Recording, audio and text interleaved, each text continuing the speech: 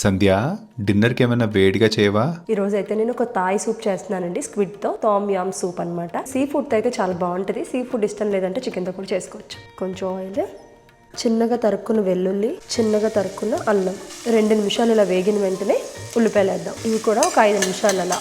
సరిపడినంత salt, 1/2 kg దాకా clean చేసిన స్క్విడ్.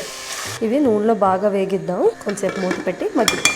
ఇందులో మెయిన్ ఇంగ్రీడియంట్ ఏంటంటే లెమన్ గ్రాస్. ఇక్కడ ఫారెన్ లో అయితే ఖచ్చితంగా దొరుకుతుంది. ఇండియాలో ఇది దొరకకపోతే లెమన్ శుభ్రంగా కడిగేసి ఇలా తురిమేమనుకోండి, లెమన్ జస్ట్ వస్తుంది, అదైనా వాడుకోవచ్చు. సో దీన్ని చక్కగా ఇలా కొట్టుకుంటే దీంట్లో ఉన్న ఎసెన్స్ అంతా కూడా మన సూప్ లోకి వస్తుంది. ఇలా కొంతసేపటికి ఇలా వాటర్ వచ్చి ఇలా మగ్గిందండి. ఇది బాగా మగ్గిపోకర్లేదు, అదే కూర అయితే మగ్గాలి కానీ దీనికి అవసరం లేదు. నెక్స్ట్ వచ్చి క్యారెట్స్, కొంచెం ఉల్లికాడలు, టమాటోస్, చెర్రీ టమాటోస్ ఇవన్నీ వేసి వాటర్ వేసేద్దాం సరిపడా.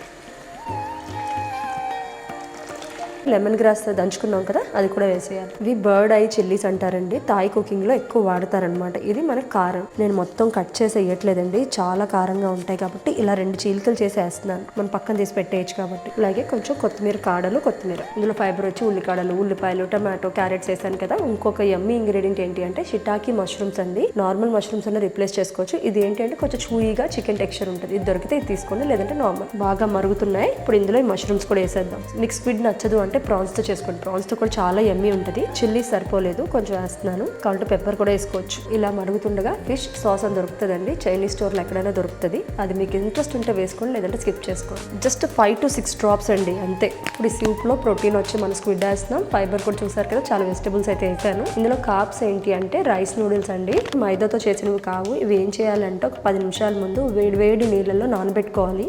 10 నిమిషాల తర్వాత నానబెడితే ఇలా వస్తాయి అనమాట. ఇవి మన సూప్లో వేసుకుంటే చాలా బాగుంటుంది టెక్స్చర్. సో సూప్లో అయితే వేసేద్దాం.